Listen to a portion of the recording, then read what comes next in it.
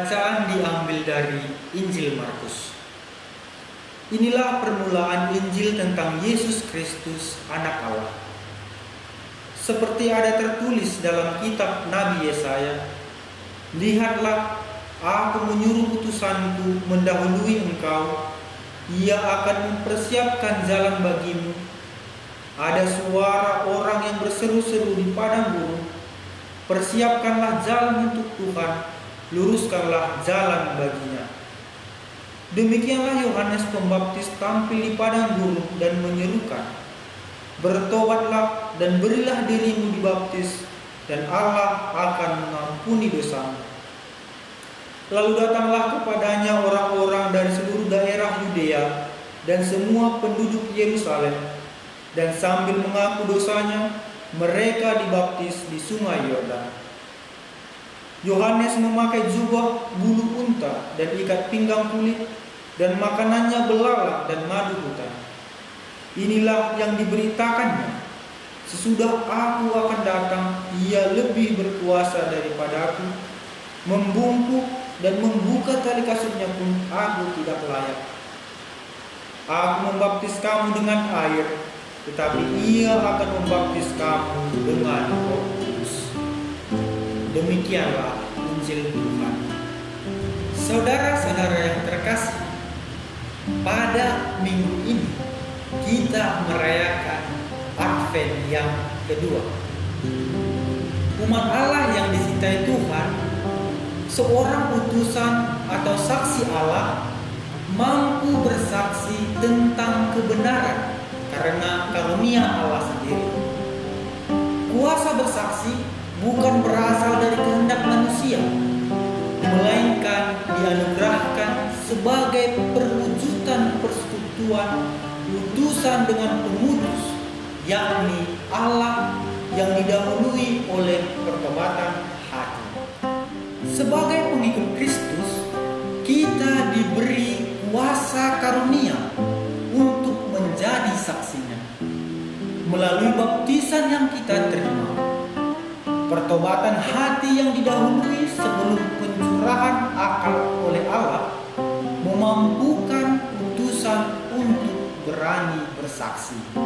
Hal ini sesuai dengan apa yang dinubuatkan oleh Nabi Yesaya, bahwa manusia yang bertobat akan mampu mewartakan karya agung Tuhan tanpa takut dan dalam kerendahan hati. Karakter kerendahan hati inilah yang ingin ditumbuhkan oleh Yesaya dalam diri kita masing-masing sebagai persiapan untuk menyambut Sang Mesias, Tuhan dan Juru Selamat kita. Seruan yang dikumandangkan oleh Yesaya ini bertujuan agar setiap manusia tidak tenggelam dalam lembah kegelapan dan gunung kesombongan, melainkan sebagai gerakan hati yang mesti terarah pada kedatangan Mesias. Kedatangan Mesias menampakkan kesempurnaan cinta Bapa pada anak-anaknya yang membawa kita pada keselamatan. Supaya diselamatkan, Yesaya memberi persiapan kepada kita. Persiapan itu yakni kita diajak untuk merendahkan diri di hadapan Tuhan. Barang siapa merendahkan diri akan ditinggikan oleh kuasa Mesias yang datang. Saudara-saudara terkasih, Injil Markus dalam minggu Advent kedua ini memperkenalkan kepada kita tokoh yang sungguh patut kita teladan, yakni Yohanes Pembaptis.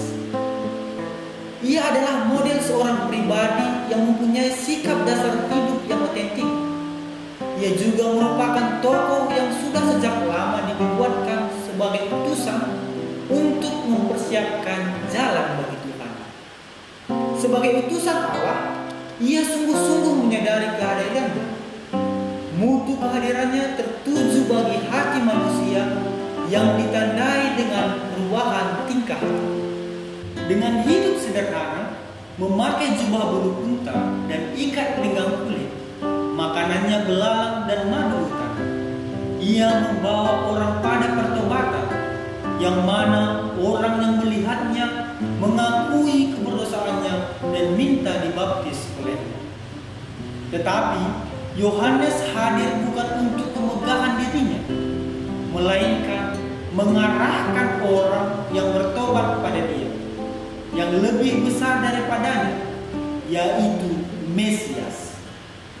Mesias yang akan datang dan membaptis bukan dengan air, melainkan dengan Roh Kudus. Saudara-saudara terkasih, karena baptisan, kita pun adalah utusan Allah yang hendaknya hadir untuk mempersiapkan kehadiran Mesias dalam hidup manusia. Kita dipanggil untuk memiliki sikap dan tindakan yang bermutu, sebagaimana Yohanes Pembaptis yang hidup dalam kesadaran akan tugas perutusannya dan cara hidup yang ditampakkan dalam kesederhanaan. Maka hidup kita harus merupakan kesaksian yang menghantar orang lain untuk mengakui dosa-dosanya dan memperoleh baginya pengampunan dan keselamatan yang datang dari Allah dalam diri Mesias.